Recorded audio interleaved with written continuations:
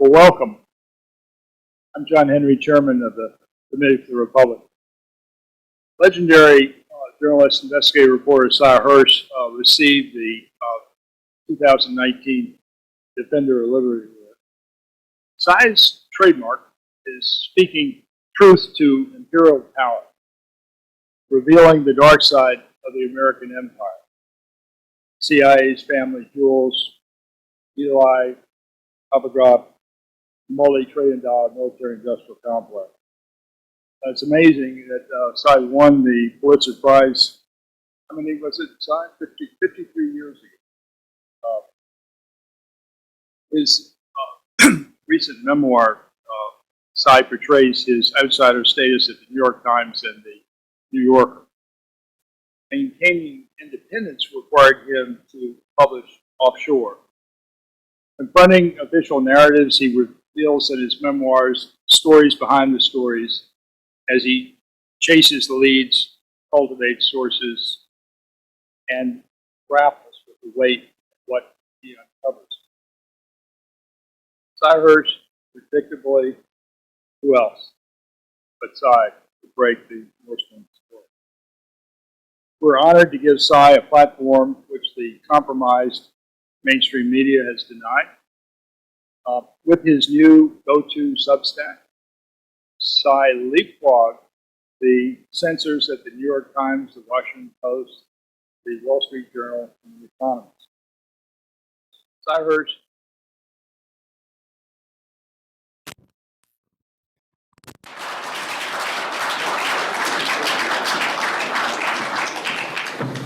I don't want to do a speech because I'll get in trouble if I do, but so I'll do something. We'll just do questions. This is still in the stage where whatever I did is, I think I'll tell you, I was thinking about how to do this without getting into too much trouble. I'm going to read you a couple things. You can draw your own conclusions about what I'm saying about either the first or the second one, and we can go from there it's about journalism in a way, I guess. I don't know. The first thing is my favorite, one of the favorite paragraphs in books that I read in my 800 years of reading. It's from a book called Johnny, We Hardly Know Ya.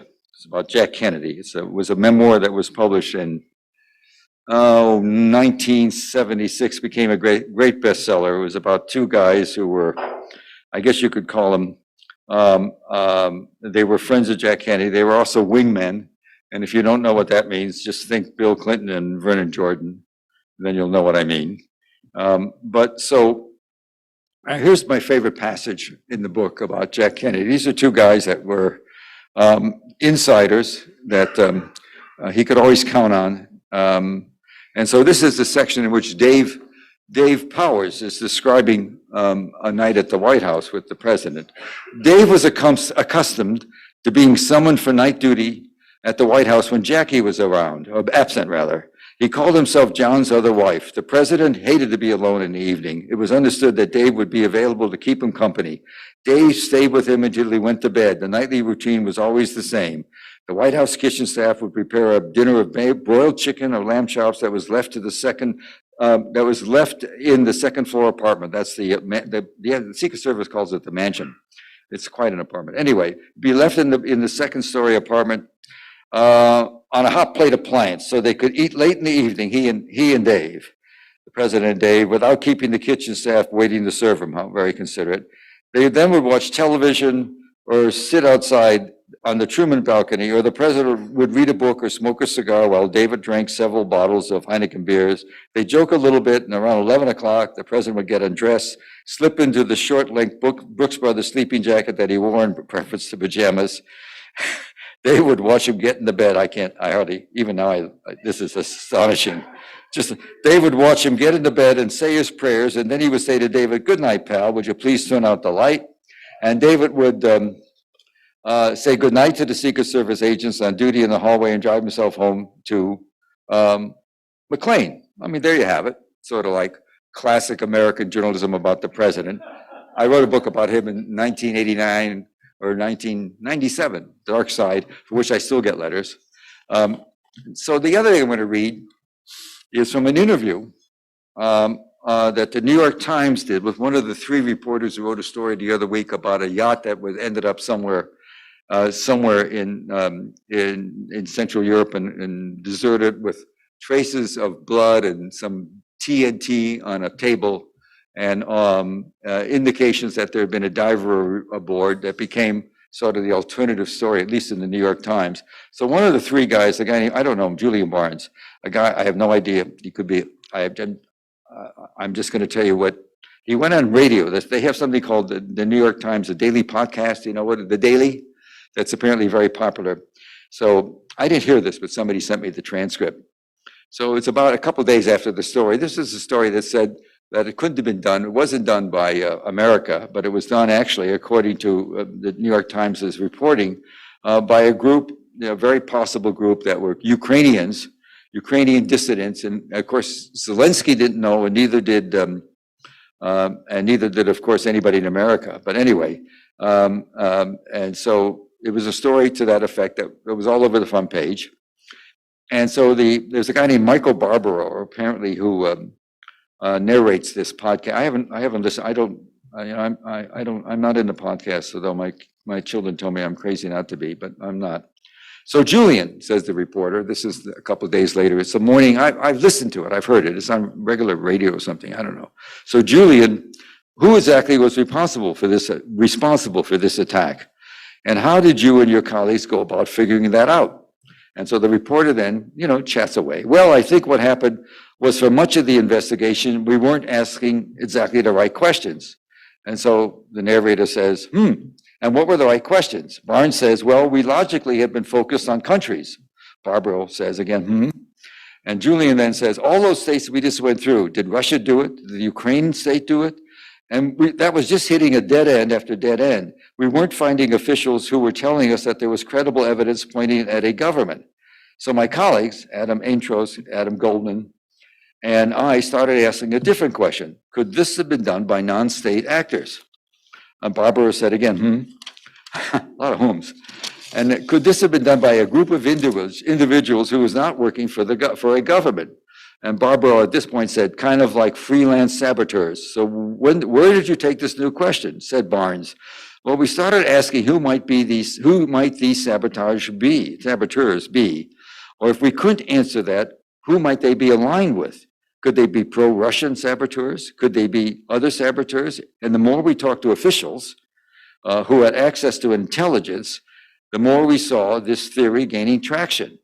Another So Barnes goes on, and my initial thought was that this could be pro-Russian saboteurs turned out to be wrong. And we learned that it was most likely a pro-Ukrainian group. Said Barbara, but he asked the question, so in other words, a group of people who did this on behalf of Ukraine. What did you learn that makes you think this is what happened? And Barnes said, Michael, I should be very clear that we know really very little, right? This is what he's saying. I'm just, you take a choice of which one is the most partial of the two I read. This group remains mysterious, and it remains mysterious not just to us, but also to the US government officials that we have spoken to. That could be my phone. I'm sorry, I didn't turn it off. It goes all the time. How terrible. Just throw it out. Turn it off. Throw it away. I hate it. I do hate it. I hate it like a teenager would hate his mother knowing where he is all the time. Okay, so he says, I should be very clear that we know really very little, right? This group remains mysterious, and it remains mysterious not just to us, but also to the US government officials that we have spoken to. They know that the people involved were either Ukrainian or Russian or a mix. They know that they are not affiliated with the Ukrainian government, but they know they are also anti-Putin and pro-Ukraine. So Barbara now says, so after all this investigative reporting, what you find is that the culprit here is a group of people who want the same thing as Ukraine, but aren't officially tied to the government of Ukraine. I'm curious how certain you are that these individuals are not connected to the Ukrainian government. The reporter goes on, Julian Barnes, again, who I do not know. he says, this is the last line, well, the intelligence right now says they're not. And while officials are telling us that the president of Ukraine and his key advisors did not know, we can't be certain that's that true or somebody else did not know. Well, I'm telling you, I don't know. It could have been written by, I guess by Dave Powers. I mean, what? This is the standard? We talk to officials? Not, there you go. So that's what I'm up against on this story. And it doesn't matter that, and every reporter I meet asks me the first question, who are your sources? And why don't you name them? And why don't you do that? And my answer to that, I don't say it publicly. I don't say it to anybody. I don't say it to them. I'll just say it to you. Nobody's gone to jail for talking to me. Nobody's been outed in 50 years. That's why I don't do it. Because and don't think they don't understand in the community. I'm talking about the serious community, not just officials who get to intelligence. So we really have a really scandalous mess here in a funny way, because I don't know what's going on. I worked at the New York Times for 7 or 8 years, and I would say I wrote an awful lot of stories, as you heard, domestic spying and about all Chile and the Allende. And I would say if I wrote 1,000 stories in 8 years, and that's not that many, or 800 stories, I would say that all but about 5 were cited with unnamed sources. How else can you get really good information from people that actually are in intelligence, or actually do have access to intelligence, or might even be players in intelligence? Who knows? And so I don't quite know what's going on. I think this is another bit of the Trump phenomenon, I really do, because we've gone into a situation where if you like Fox News, you don't like CNN and MSNBC, although all, you can't get in. I can't imagine an hour's worth of television in which you don't actually learn everything night after night. You learn about there's some guy in Congress that doesn't pay, that's a thief, whatever, a liar. We learn about him for days and hours. We learn everything about whatever's going on with Trump and Jan 6 in both sides, whether you're for it or against it. But we don't ever get news anymore. And the newspapers cover what they want, cover Biden.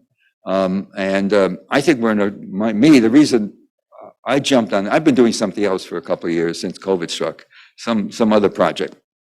One of those, it's sort of interesting to me, but it'll be interesting to nobody else about lying.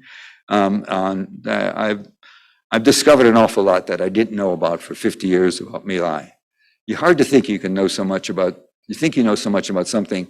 I would say when I wrote my My Lai stuff and won all these prizes, I was at maybe 5% of what really was going on then in the war and what was going on inside the White House and in the government. I'm now getting to 50 and higher, but that's still way below what we need to know about what an institution we can be, even when you're doing an unjust war.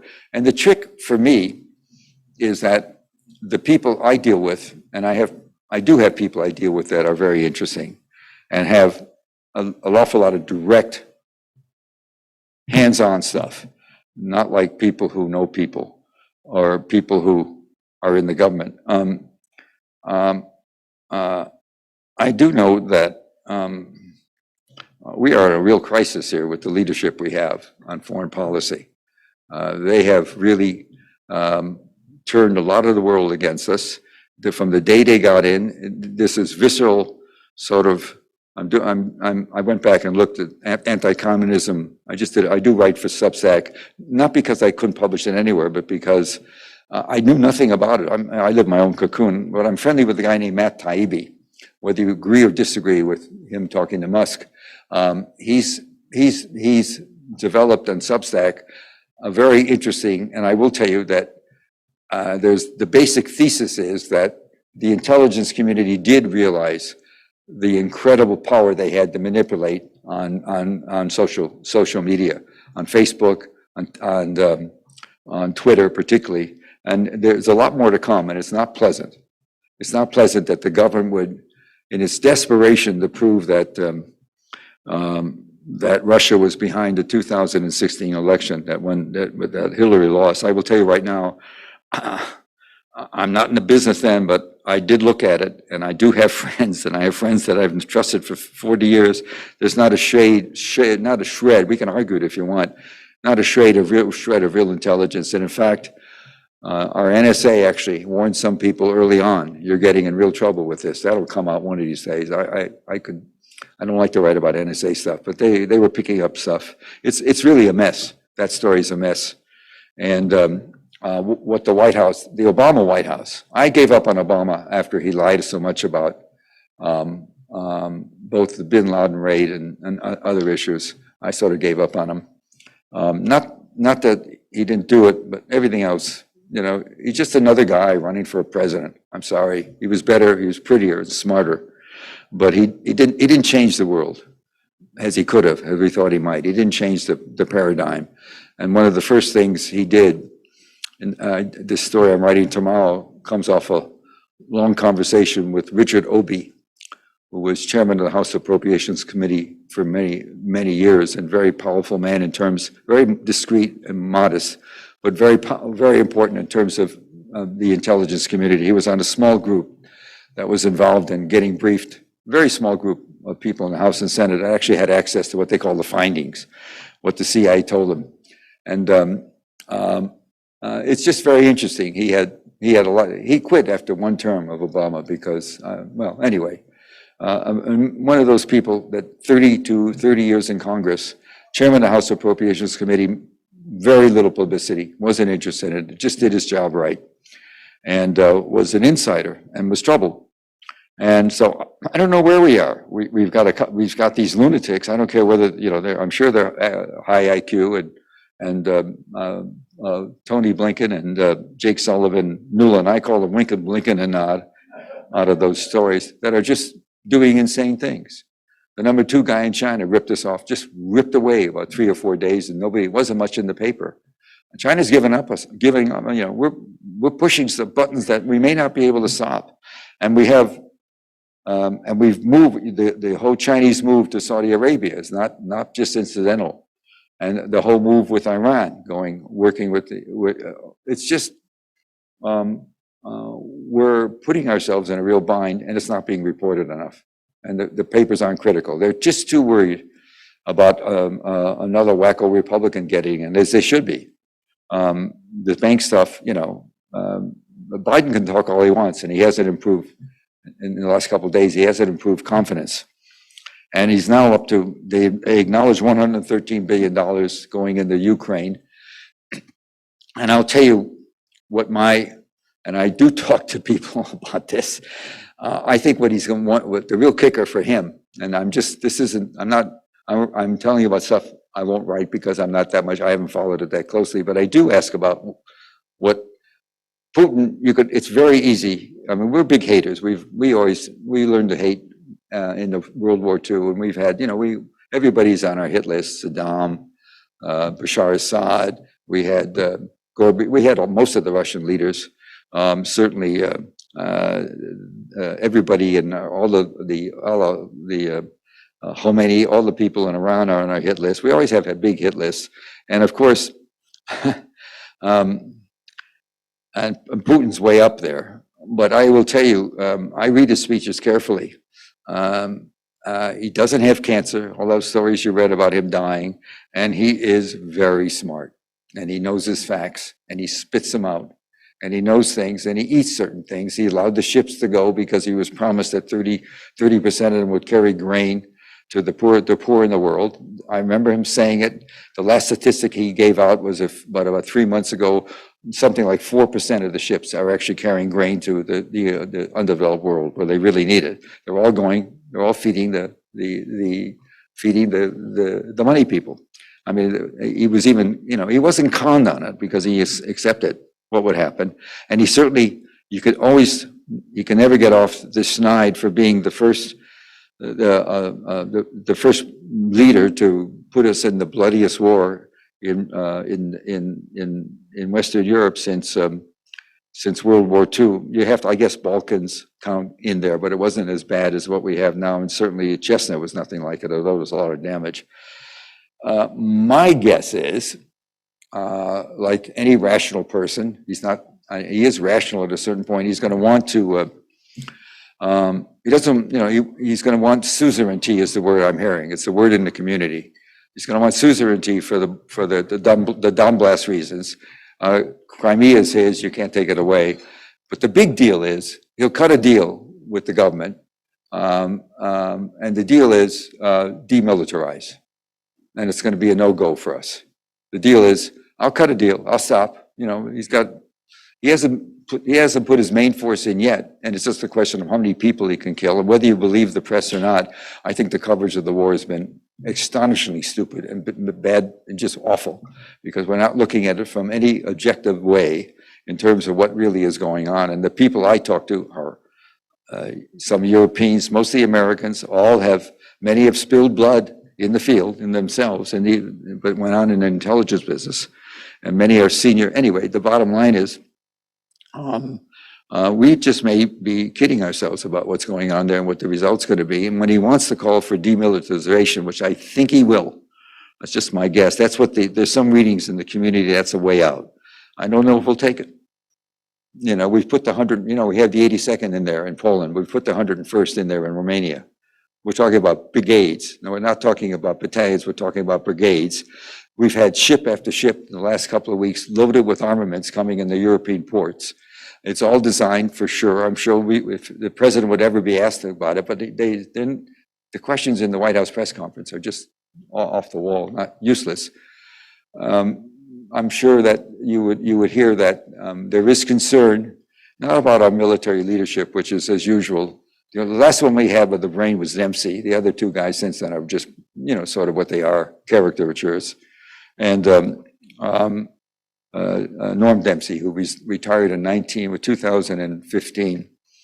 And you ought to look at his retirement ceremony. He was an Army general, always interesting to me. He was one of the few given permission after getting out of West Point to get a 2-year graduate degree in fine arts. He studied, he was interested in poetry,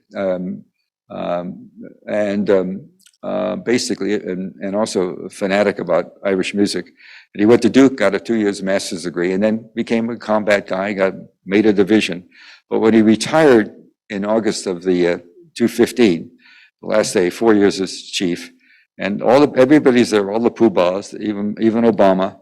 And at the end, instead of giving the usual fight to the end, he sang an Irish ballad about "It's so sad to see you." And on cue, I don't know how he did it. As a good Catholic, he had a lot of children and a lot of grandchildren. His children let the kids go, and the last scene it's been viewed on YouTube maybe a couple of million times. They all came running and jumped into his arms, which has never happened in a retirement ceremony before for a chairman of the Joint Chiefs. But we all missed that one. And he didn't go on a board. He went back to Duke he had a chair in Duke on ethics and Irish poetry. And so always interesting to me that what the press doesn't cover, something like that, so interesting, so different. And so I don't know where we are. The press is, this kind of coverage that we just heard about is just crazy. It's just crazy. You're talking about using C4 undersea to blow up pipelines and that are covered by, the pipelines are steel, but they're protected by concrete large barriers surrounding them, because protecting them from the salt water, even though the Baltic Sea isn't nearly as salty as the Atlantic, much less, still it's salt water and salinity over years. And so they have to blow up a pipeline, and they have to blow up the concrete first and also get to the pipeline, and they have to do it quickly. And I will tell you the trick of an operation like that. Despite all you read about all these signals and sign, it's few people, very few people, very, very few people. That's how you get away with doing it. Very rare. You keep it down to the very minimum. And all these stories I read, I get them every day. Guys talking about this ship and that ship, and it's as if nobody understands. You do understand when the president went to Air Force One, went to Poland recently. He flew to Poland on his way to seeing Zelensky. Obama did just a couple of weeks ago. It was I read it either in the Times or the Post, that when the plane got into Polish territory, he turned off his IFF, his transponder, which made him invisible. So then you have all these stories that people who are experts in open source intelligence called OSINT. You always have them they're very competent. Most of them are there's a purpose in them, but they're not seeing anything. They're reading signals, radio signals. And so the way OSINT works is the first thing, the people that would run an operation, assuming I'm right, there was an operation under Norway, and as if you read any more of us, I wrote a story a couple of weeks later about how Norway was working in North Korea with us, even before we declared war in North Korea, began bombing, working and taking American SEALs in who were hitting radar sites in the north, all before the war, all 2004, before the Gulf of Tonkin, if you remember, when the United States falsified a North Vietnamese PT boat attack on one of our destroyers. There were two signals. A guy manning the radar on a destroyer. It was a windy day, and they were running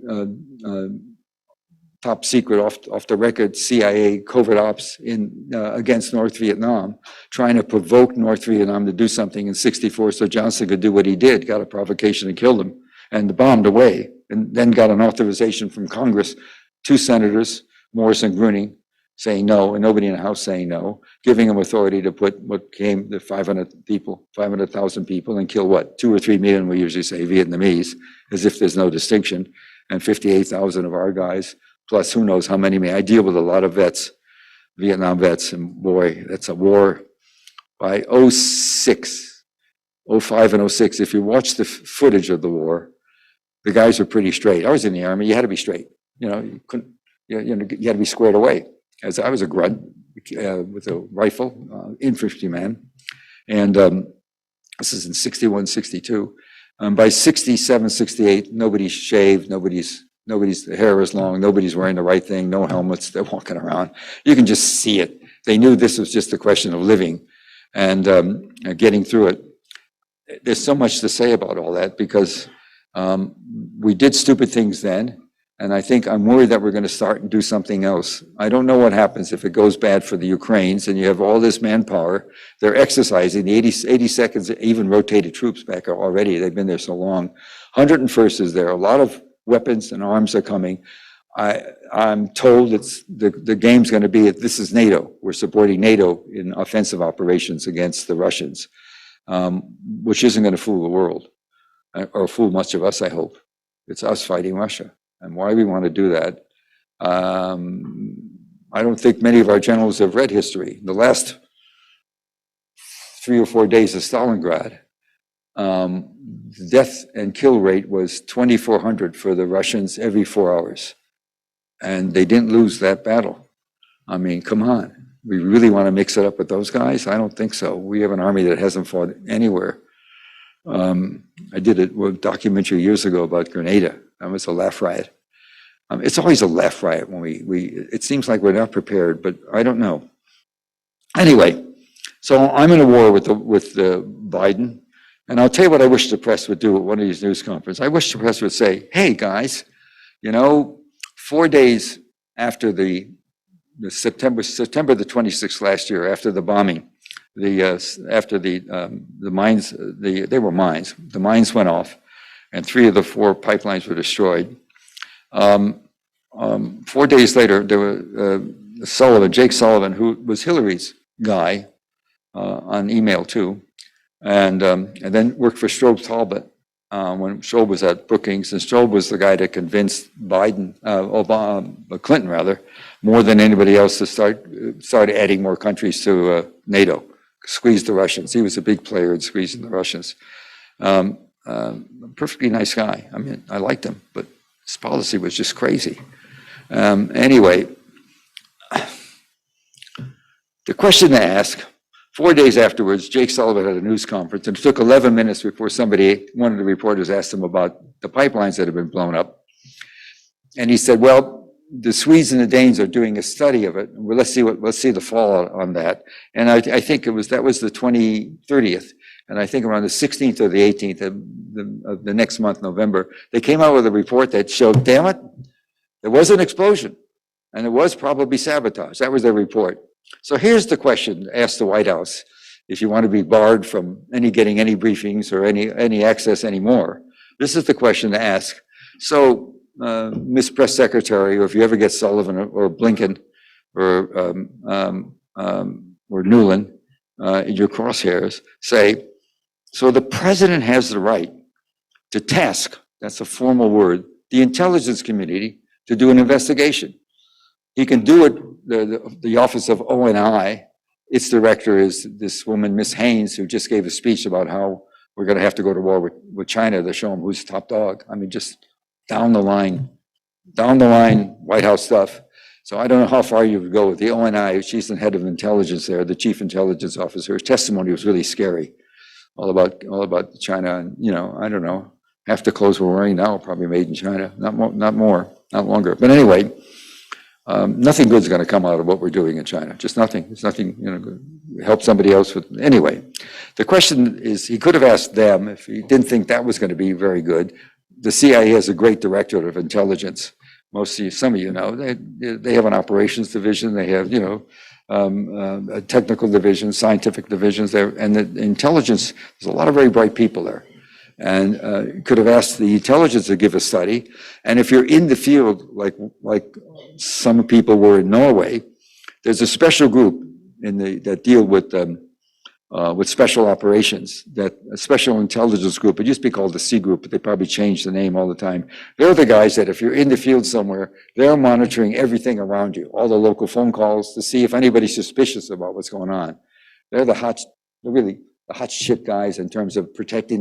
The job is to protect people in the field. And if they see neighbors or people, you know, they're meeting, you know, and they're meeting in somewhere near Oslo. Even though it's an inconvenient place, people live there and they see people coming and go. Who knows, you could get suspicious. Although Norwegians don't seem to be very curious. We probably put close to $1 billion worth of electronic and military equipment there in the last year. They go 1,400 miles from Oslo all the way to the Arctic Circle where they meet Russia.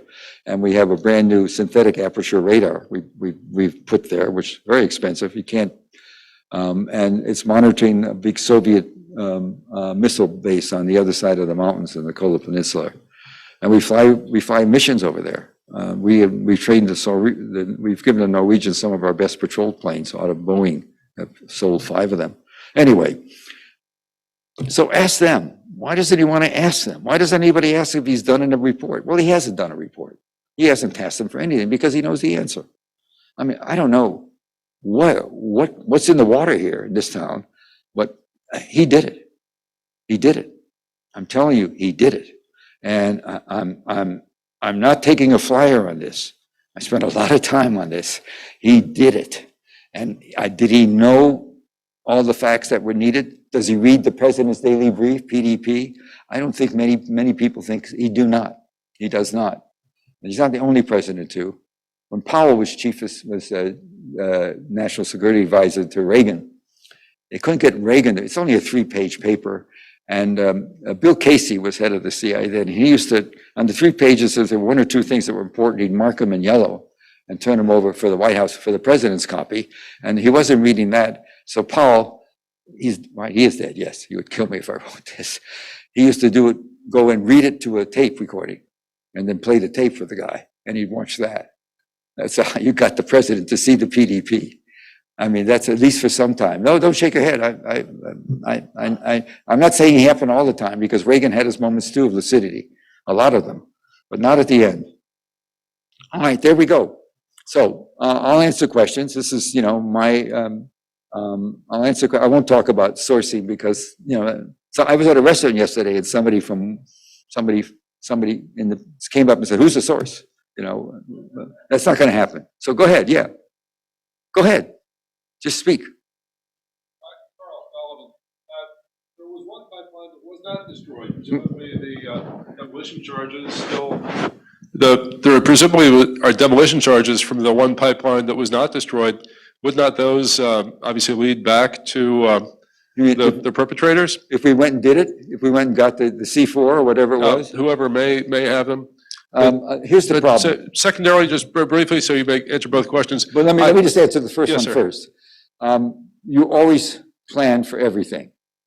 And for example, about OSINT, They put out all, they could have, if they wanted to, the people running this, to take care of the Ocean people, they could have had the Japanese fleet in 1941 coming down to bomb Pearl Harbor. They could have done anything they wanted. They could have painted any scene for the people that monitor it, which is, it's hard for people to in OSINT to accept that, but they're part of the cover. And so they would have thought, if you remember the story I wrote, it was supposed to happen in June. He said no, he bailed out. He was afraid he'd be named then. And they had 3 more months. And the problem they worried about was, it's low frequency. As you know, high frequency in water burns out. Low frequency is really like this. Like when kids, remember, knock, knock, knock, knock. That's what it is. And there's always a chance, there's so much traffic and so much low frequency noise of popping it. And also there was a worry about just being there that long, and still being viable. I don't know what happened with one of it, but I assure you the people involved thought of every option, which in other words, there was nothing there that would be traceable. It was all standard stuff. They used, the sonar devices they used were off the shelf, made by Raytheon. The one they dropped in the trigger, it was all off the shelf. They had to know what you're doing. And the miners involved, I'll tell you how many there were, 2. And it's from the mine command, and the mining command in the Navy is not a high-end command, but those guys are amazing. They're assigned to almost every task force around the world. They, as I wrote, they do good things. They clear harbors. They get rid of damage, where the bombs took place was off an island in World War II that the Nazis controlled. And there was tremendous stuff on the bottom all over. That's one question. So I haven't asked anybody specifically a question, but I know they had a list of all the things that could go wrong. So, and that would be it, leaving stuff there that would be traceable. And this is very briefly a follow-up to a question I asked you at your last Committee for the Republic event. I was a secondary 9/11 responder as U.S. Customs agent, specifically sifting the rubble of World Trade Center 7, an anomaly which refutes the official narrative of 9/11. Tucker Carlson just appeared on the show Redacted, and he spoke about World Trade Center 7 and asked, why is it we can't talk about the way that building came down, that it doesn't fit any official narrative? And I would ask you to please follow up on that. Thank you. Well, half the mail I get is about 9/11 again, and the other half is about the JFK assassination. So, it's just, I don't know, where do you begin? So Building 7 is a big hot wire for a lot of people. I can't, I'm happy with my little conspiracy now that I'm into. What do you really want to get? I have a text for you, author Lawrence B&O, The Unspoken Entity Truth, which... There you go. I'll take it. I promise I'll read it. It's given to me. I promise I'll read it. I'll read all that stuff. I will tell you. Thank you. No problem. I will tell you that this is you or he. Yes, sir. I will tell you that there is stuff. I'm going to write about something. There is stuff that has not been released by the Warren Commission, and it's really scary what they did. Some of the stuff they withheld. It's a great story. I'm not ready to write it yet. I'm too busy with this other one. I'm going to stick with this one. I'm going to stick with this one because the Biden game is to wait it out and never say yes. I not only because there's down the road incredible, I did a lot of reading about law of the sea, and there is no statute now that specifically deals with destruction of a pipeline. There's a lot of statutes going back to 1884, and there was a treaty we signed that was augmented in 1898. We signed it about if you inadvertently or overtly cut a telegraph line. And then there's a lot of stuff that was done after we started putting coaxial cables and all the stuff we do, all the communications we now have. There's law about that. There's a movement among some committee in a bar association committee to get some law written that's accepted on actually destroying a pipeline. But there's certainly an awful lot of law about responsibility for breaking something. So I think that's one issue. But you've got enough. You can get me later. Bless you, thank you. No, don't bless me. Are you kidding? I'll take it. I want more than blessing. I want police protection. Go ahead. Thank you, sir. John Gizzi, White House correspondent for Newsmax, and I wanted to say I read The Dark Side of Camelot as soon as it came out, and I'd love to know what happened to that closet full of suitcases of cash JFK collected from the ambassador to Ireland that spoke to you. But my question, more au courant, is this. Talking to several people from Germany and in German politics and journalism, they've always been suspect of Chancellor Scholz, Right. who has not even finished half his mandate at this point. He's pretty close. How much did Scholz know about the destruction, and did people within his cabinet, were they given a heads up on it all? Well, this is not a first time I've been asked that question. There was a news conference. Here's one of the things that makes the White House's, the press corps' acquiescence on this, but you ought to read transcripts of the White House press corps. They always start off with jolly stuff about, the one I read, when Schultz was here, it was an amazing dog. He was here just the other week, as you know. It was an amazing dog and pony show. He flew in on a Thursday, I think, with no press corps. He's a chancellor, with no German press corps with him, which is really interesting. I don't know what he does Thursday. Friday, I would gather he had a meeting, but the first official, no dinner for him. We're talking about the Chancellor of Germany, no dinner for him. And on Saturday, they had a little thing with he and the president sat down before the press corps. They were invited in, and they both, from reading from notes, praised each other, and loud, like it was in the 15th century in England, loyalty to the crown, being Biden. And there was a lot of talk about that. And then when it was over, the press started yelling, and the press secretary, you could hear her. The only way I found this was on C-SPAN. Go watch C-SPAN. Remember, people forget, it just goes and goes. And so after it was over, the reporters are trying to talk, and the press secretary is screaming at him, no, he said, no questions, no, and they're shoving him out. And Biden's watching, and eventually he starts laughing. He enjoys it, which is okay. I don't blame him. It's very easy not to like the press corps, but not when you don't ask them about what you're talking about is, let's make an assumption. Let's make an assumption you're a bunch of guys in the community that know how to do things, and you really know how to do things, and you're competent, and you don't make noise. You got a new CIA director, Burns, who probably took the job because, CIA director, last time he was around, he was so bored, he was running one of the big foundations. Which one was it? Carnegie, I think, right? And he was running Carnegie. He must have been so bored going to cocktail parties. When he was a deputy secretary of state, he was a very a very pleasant man. And then he went to Russia. And as you know, in his memoir, he said, do not expand NATO to the east or you'll end up with a war.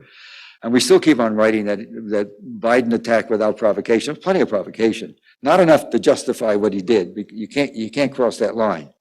He started a war. But having said, there was a lot of provocation, and we did park missiles a couple of clicks away from the border in Poland that we called defensive, that everybody in the business knows overnight could be turned and could turn, just a couple of those bombs could turn Moscow into a pit that had that much power. So that we pushed the button on him pretty hard, but still okay.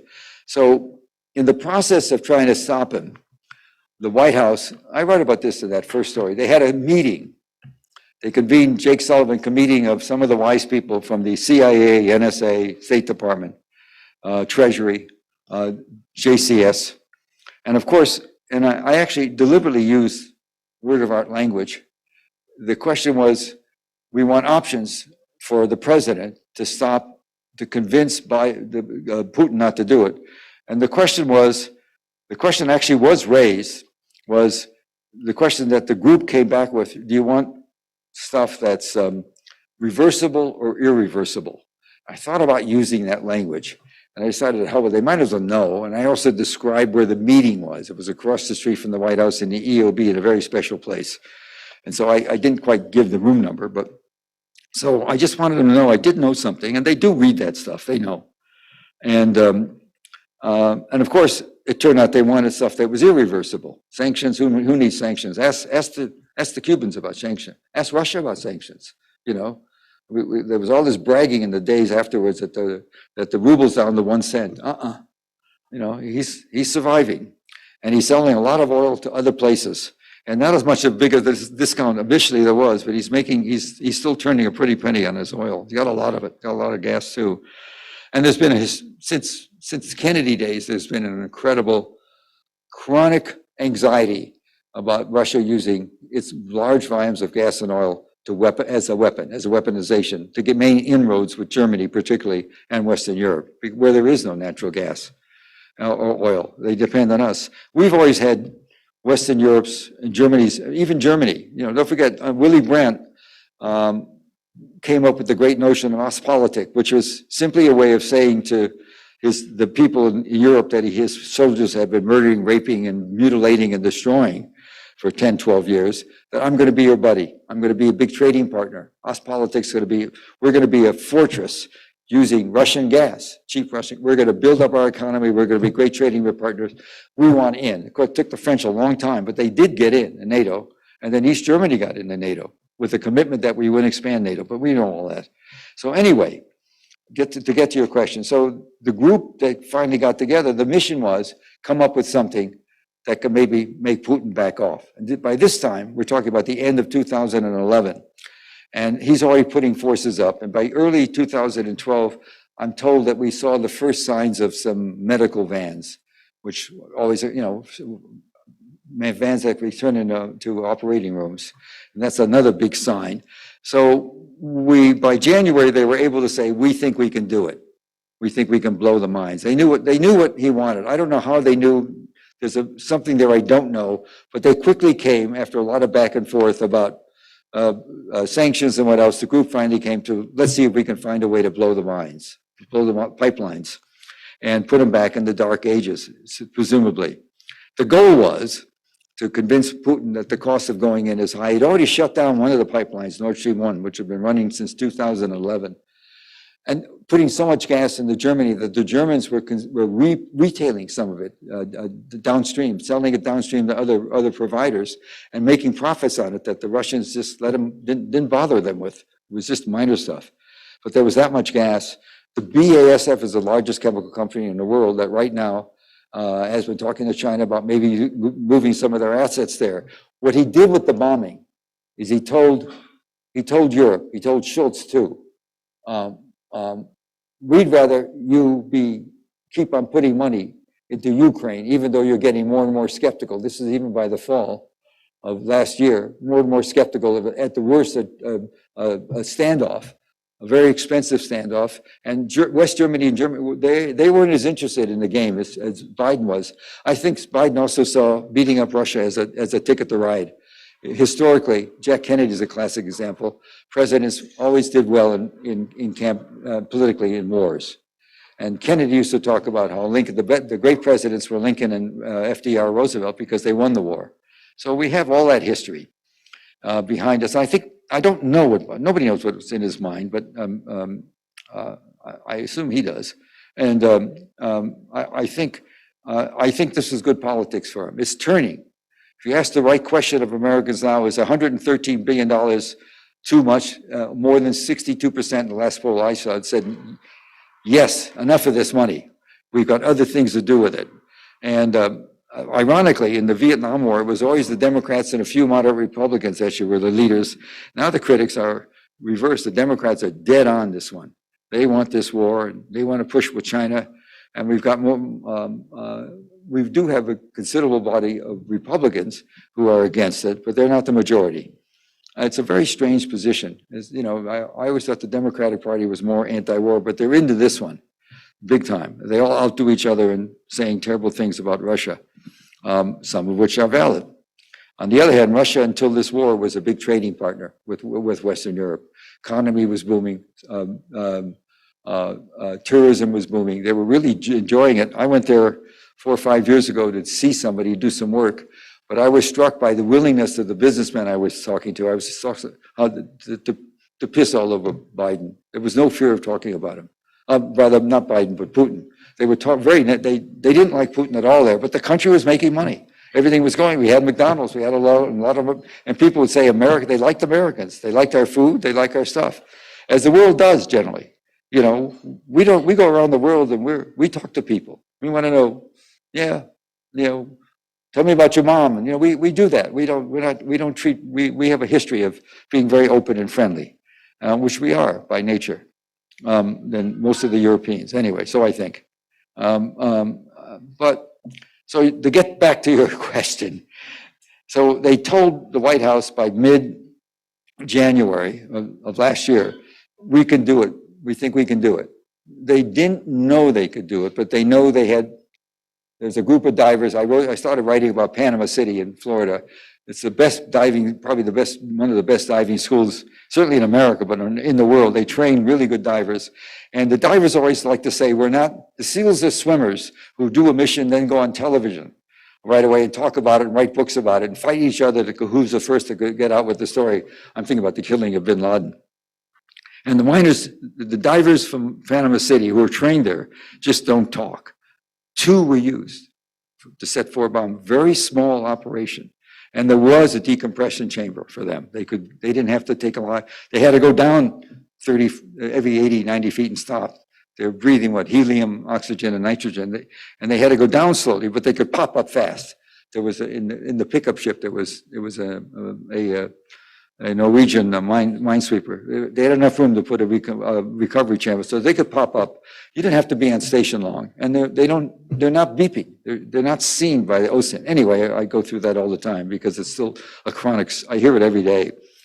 So there I am with all this stuff, and so they tell the White House that you have options, and a meeting with Biden in a meeting with Schultz in February.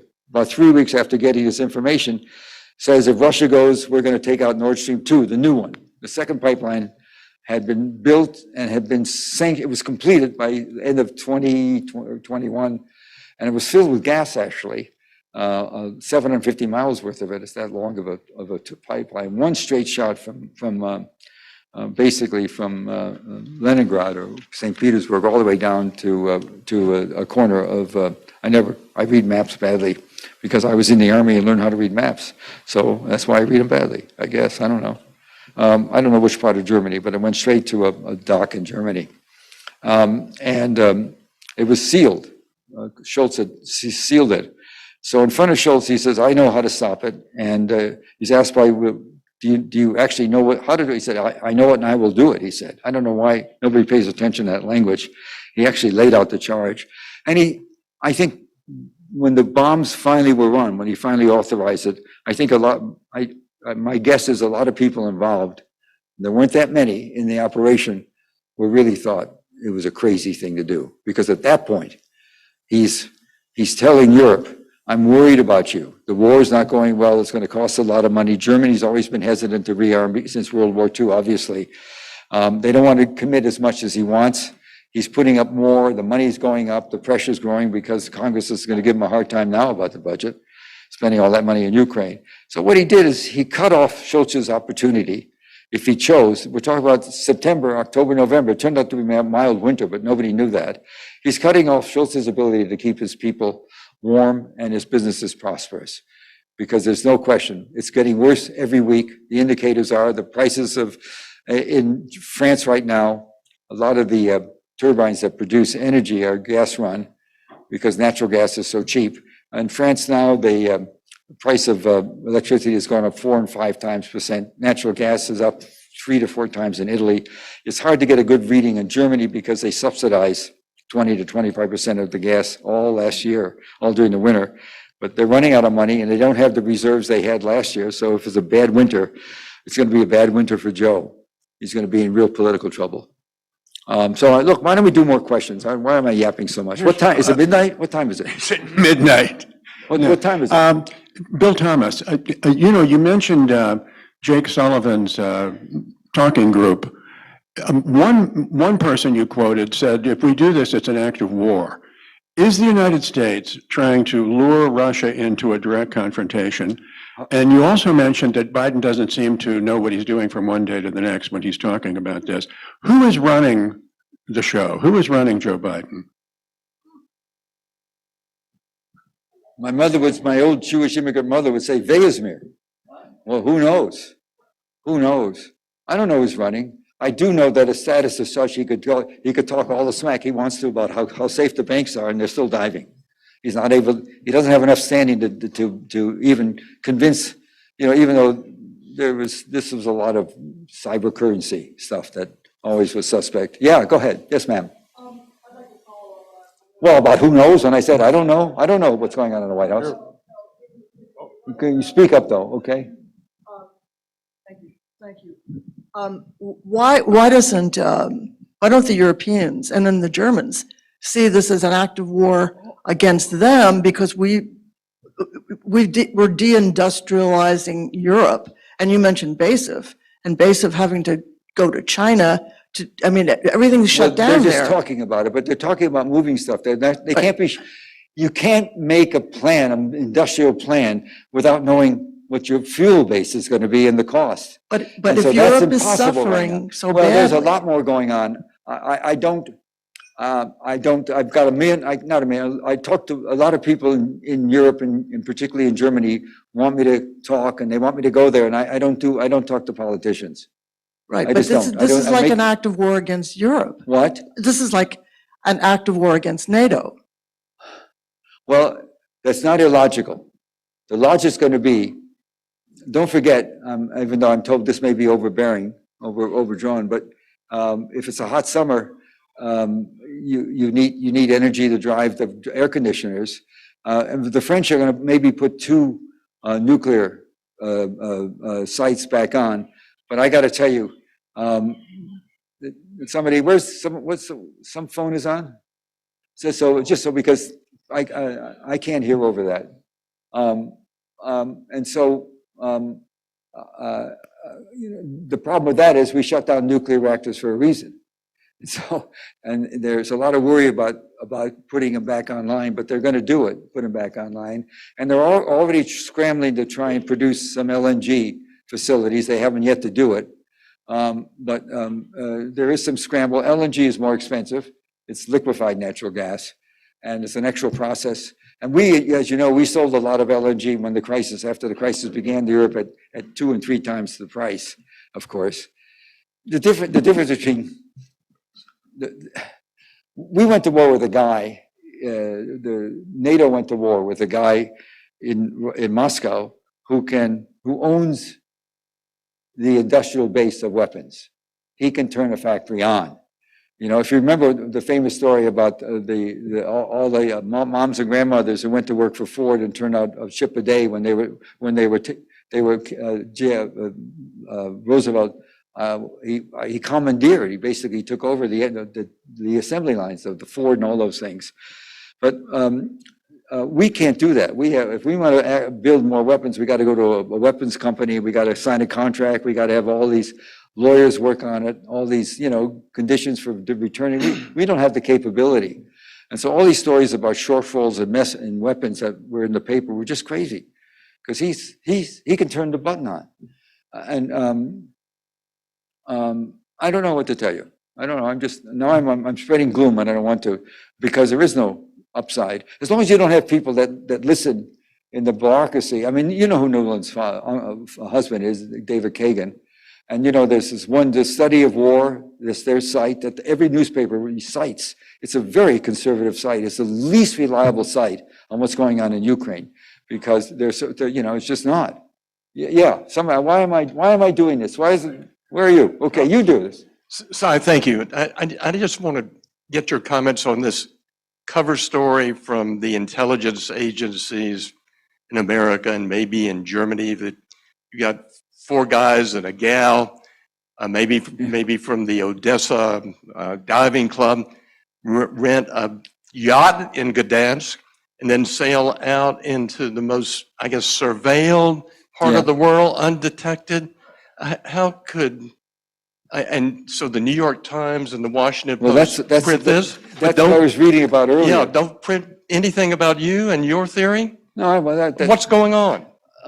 What's going on is they don't like what I'm writing. And so they're entitled not to like it, and particularly since I work there, and particularly I'm pretty snarky about them.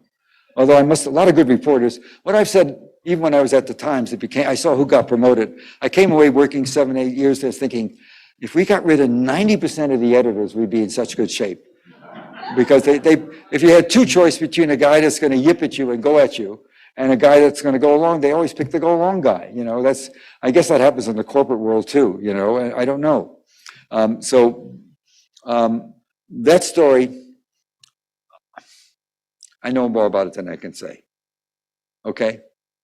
I know a lot more about it than I can say. I just can't talk about it, but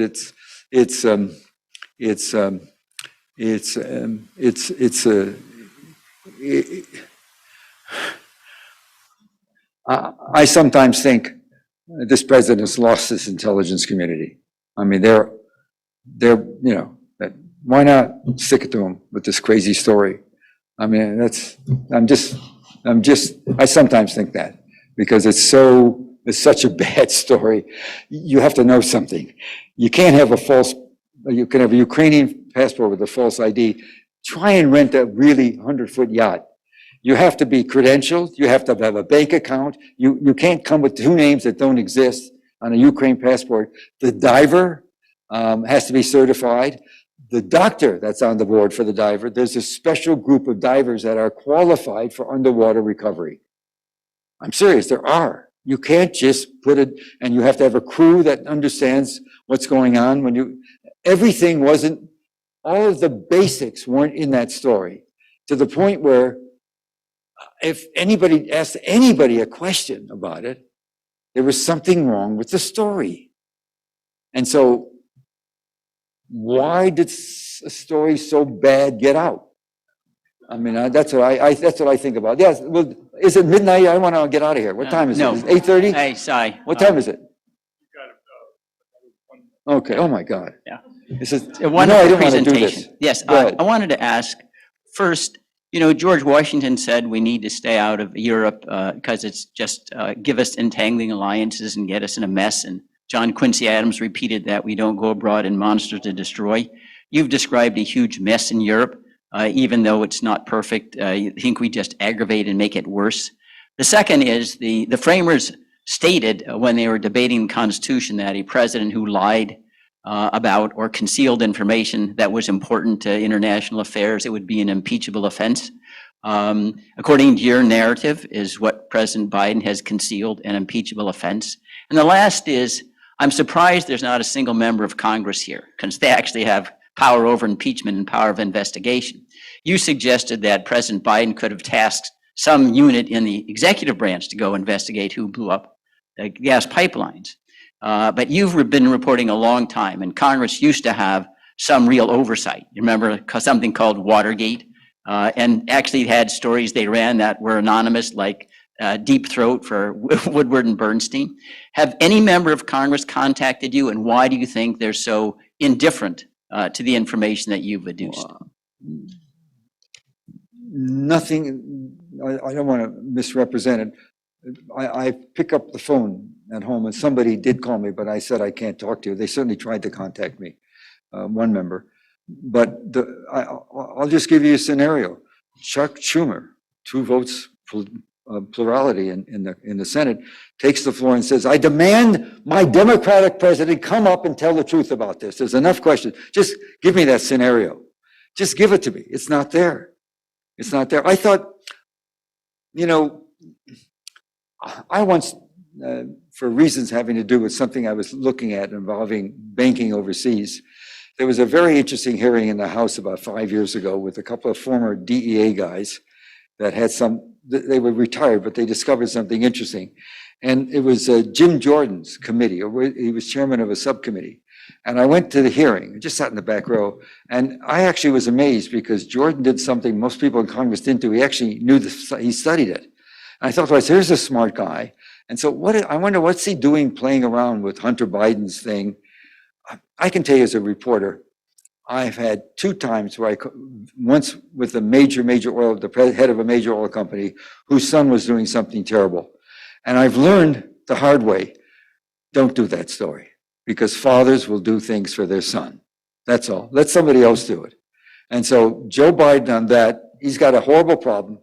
The kids, you know, It's 650-page document, that book, the Mac. And somebody sent me somebody actually paid to have it printed out, every page, and with annotated, going footnotes for every allegation in it, where the police said this and the crimes were reported. Amazing work done. Must have taken a half a year.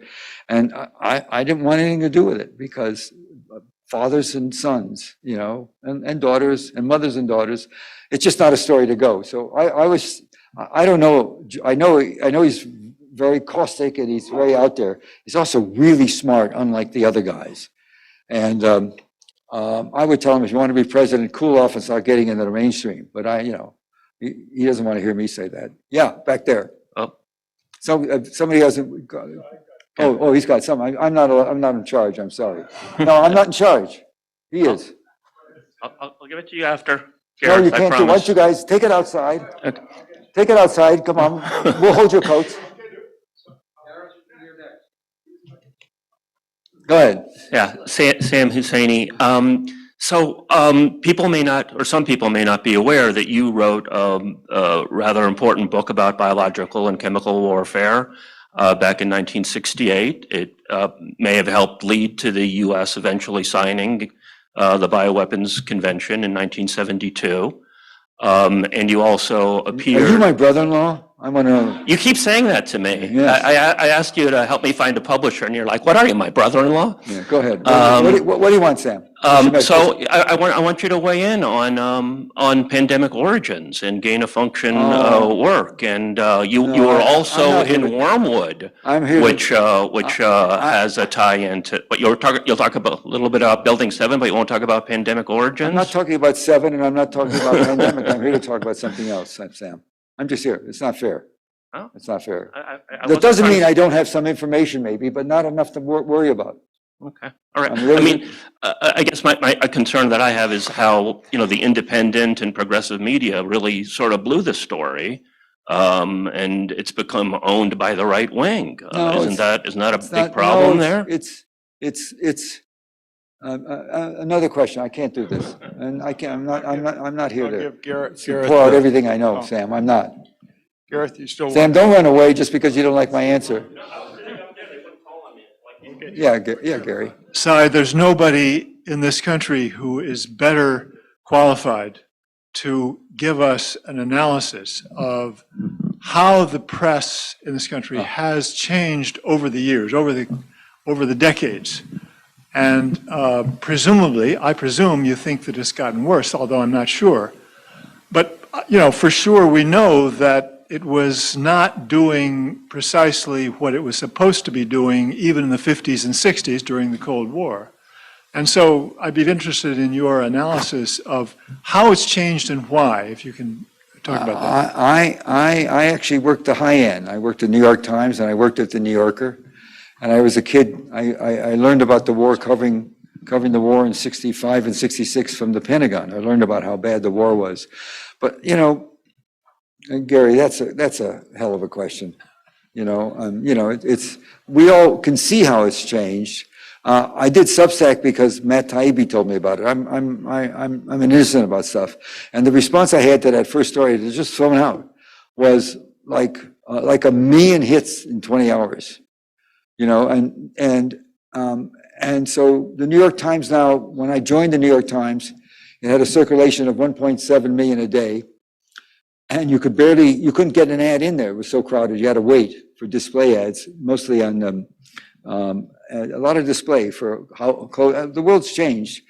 And now its circulation it's 320 or 330 print, and they just can't wait to get people like me gone. They don't like us anymore. They want it all go online, and it's become a moneymaker because it has it does podcasts, it does a sports thing, it buys all this stuff. So it's not really. It's sort of like an entertainment. They still have very good reporters. I hate the coverage of the White House. I always have, because it's, when I was at the Times, I was a little star boy, and I delivered a lot. I was doing Vietnam, and they signed me to Watergate because Woodward and Bernstein were killing the Times. And so I did a lot of work on it. And my reward was, in late 73, I was told you could have the best job in America, the White House correspondent for the New York Times. because that leads to a column and then to be executive editor or something like that, a poobah in the business. So I went there, and Ron Ziegler was the press secretary, and I was there the first day. All the reporters did was yell at him. And the second day, and I said, what is this? And the second day, that's all he did was yell at him. And I told the editor, I can't do this. And he said, what do you mean? I said, I'm not doing this. I demand to be, put me on any desk you want or do something you want. And he said, you do not leave that job. I said, I quit. He said, okay, you can do what you want. So I went back, but I was going to quit. So I have a horror about the White House press corps. I think they're so tied to the beat. I think the whole problem with the beat business is awful because you're tied to who you're reporting to. And you have to read some of the transcripts of the daily briefings now, where they're getting nothing but pablum as they go. I'm not questioning the new, she's competent, she's perfectly competent, they're all competent. But their job is to produce pablum and reduce everything to pablum. And that's not challenged by anybody. After that meeting with, that unbelievably shoddy, embarrassing meeting with Schultz, who went home, slunk his way back. I hope they put him at least in the Blair House and, not in a Motel 6 somewhere. But, it was really unbelievable. It was so depressing to see this man coming like a lapdog and having 5 minutes in the sun. And then they put him on with, it doesn't matter, with somebody who wasn't, they knew would not ask a tough question. He did have an interview with somebody and he was gone. And none of the reporters, when they got back after being kicked out, I read the transcript. There's a transcript you can find. Yeah, it is. It's not a transcript. You can pick up the conversation. There's a place to get the daily briefing. It began with a lot of jokes about everybody in the first row was a woman. They went back and forth to that instead of coming out and saying, how dare you not talk to the chancellor? He was there when the president said, 9 months ago, a year ago, and nobody's even asked a question about the president, what the president said. And when Jake, whatever his name is, Sullivan, that little conference I mentioned 4 days after the bombing where he said, let the Norwegian Denmark do it, nobody asked about what the president had said. We can do it and I will do it, he said. Nobody asked about it. And I guess that's because you lose points if you do. And that's where we're at with coverage right now. It wasn't that way. I don't know. I know somebody very famous who was teaching at MIT in 1960 when Kennedy won the election, in inauguration day, and here come the boys from Harvard, George Bundy and the whole gaggle. And when it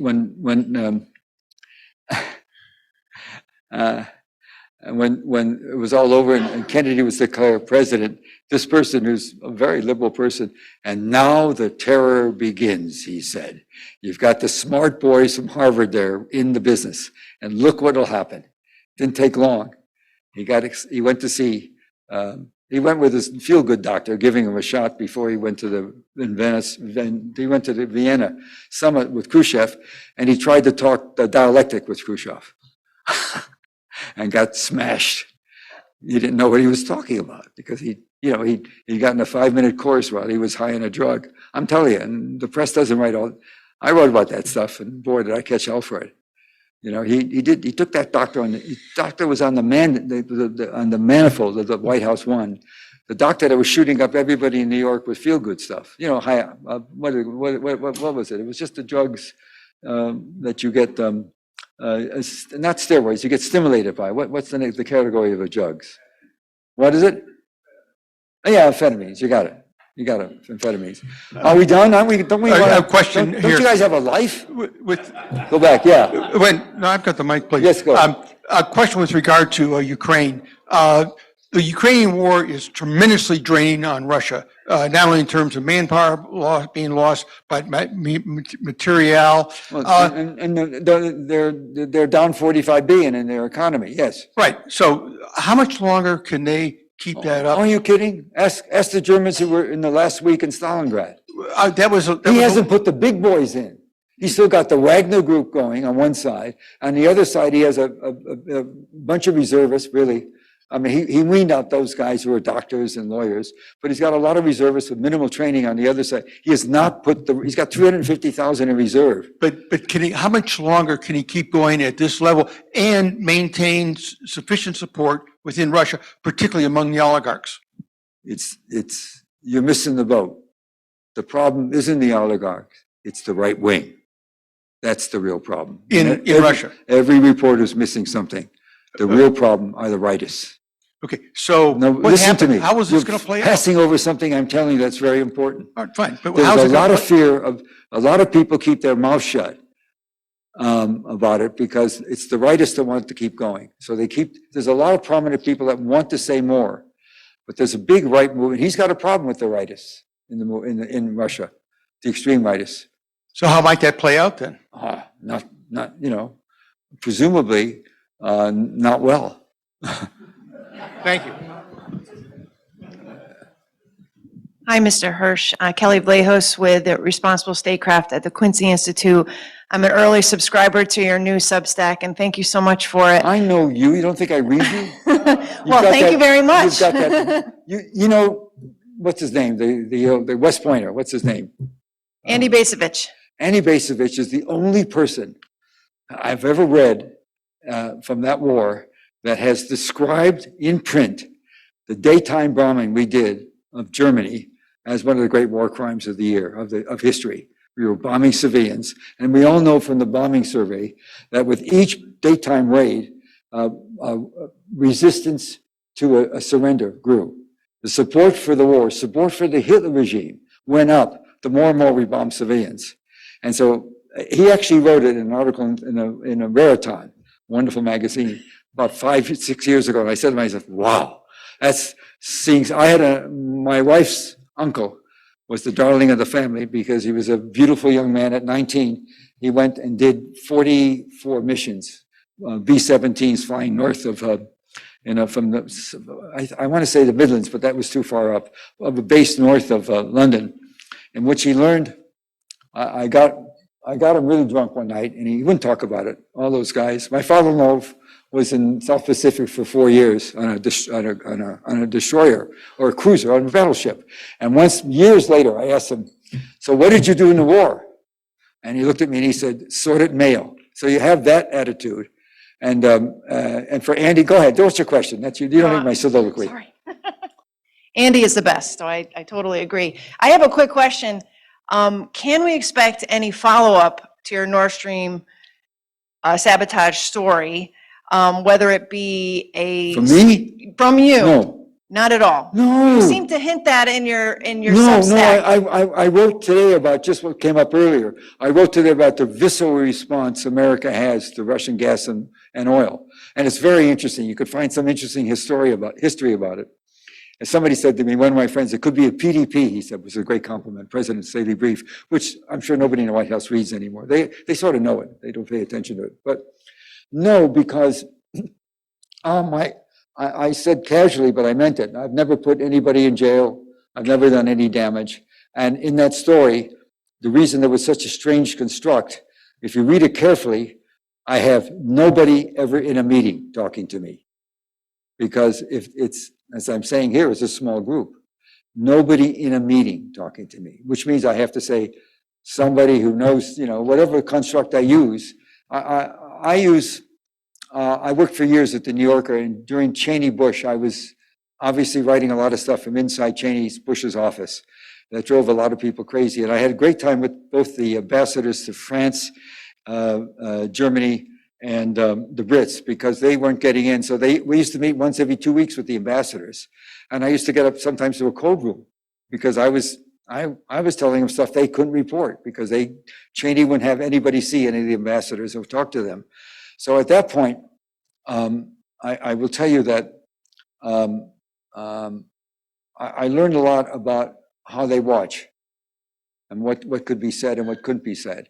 And so I just can't, I actually, I was very resistant to coming, you know that, but I said I would. You caught me at a gas station a month ago when I had 350 emails an hour. And I said, I'll do what you want, but in another month. And it turned out I learned Friday, this was it, Tuesday. I yelled at him about it, but he won because I said I would. So it's just down to protecting people. And you have to do, that's the priority, even if it means I can't tell everything I know. Like somebody asked me about that crazy story that showed up with the yacht. Right. And, you know, if you ask me if I still think he had some of the people in the business with him, I'd say no. I think he's lost some of the people. That's a big loss. But I don't know that. I just sense he's lost some of it. There was, if you read that story carefully, there were a couple of people that said this is a war crime. And the last line said, it was a great thing. We did it beautifully. The only flaw was the idea of doing the mission. He said that was a quote, but that's a blind quote. He's not in a meeting, or she, not in a meeting. And so, but that was the attitude. That does he not know what he's going to do to Western Europe? We've always had Western Europe's back. The one thing we did, look at the terrible stuff we did in Italy, supporting the mafia and the Christian Democrats, you know, and so the Christian over the Fanfanis, and look what we did in Greece. The worst thing in Greece, the political group that supported the Nazis, we supported because they were anti-communists. I mean, it's just amazing what we did. But in Western Europe, we had the touch of gold. They all became strong economies, strong enough, successful enough that they could let hated Germany in. I mean, can you imagine what the French thought about Germany? And you know how dumb we all are. And you go back to history, and when Mao was running around in the Geneva Convention of I've done a lot of work on this. I'm going to use it for one reason or another, but here I'll just tell you. There was a 1954 Geneva Convention that everybody writes off as a waste of time. But in the convention, it turned out that a very powerful American, not known to anybody, somebody had a good war, a lot of CIA credentials, made a trip there and convinced the Chinese to convince Ho Chi Minh, who'd just driven the French out of Bien Bien Phu. They just marched the French out of North Vietnam not to go south because the Chinese never wanted us there. At the same time, the Brits, who are with us theoretically, were already trading with China. So you can answer, the last thing China wanted was us there on that peninsula. And I'll tell you something else about containment that always amuses me. Saigon fell in 75. What was it, May, June? When was it? I don't remember. I should remember. Gary, you can remember. Late May? Late April? And so May, early. I know it was that time. So take a look what happened in Cambodia within a few weeks. The Khmer Rouge turned around. Cambodia fell to the Khmer Rouge, and Pathet Lao took over in Vientiane. So within a month, the whole notion of containing China and North Vietnam and whatever, the end of the world in South Asia, we had to fight that fight. That's what the chief said all the time, and Johnson. And every president said that. We had the three countries that we were looking at in Southeast Asia all fell. And then the question, somebody very smart said to me, and what happened? Long pause. Nothing. And now the biggest trading partner China has is with us. Vietnam has with us. What happened? Is it maybe that containment may have been a wrong path to take, as much as Stalin was a creep, which he was, and very paranoid, which he was? I don't know. It's just interesting to look at stuff differently. So I don't know where we are in history now. And I'm afraid that we're starting fights that we won't be able to finish. Sy, there's one more question here. This lady has been. No, go, absolutely, let's go. You take. Go ahead. Oh, Yes, okay. ma'am. Hi, Esther Rivera from On the Ground on Pacifica Radio. In all of your research and reporting and talking to people, did any of the people who were in on the planning of this ever consider the environmental impact, the environmental devastation from this act? And, or if you want to give any of your own thoughts on that. With all due respect, I wasn't, sharing beers with guys and kicking it around. I was on one issue only. I don't think the environmental impact, I don't think there was a side study about the environmental impact. I don't think so.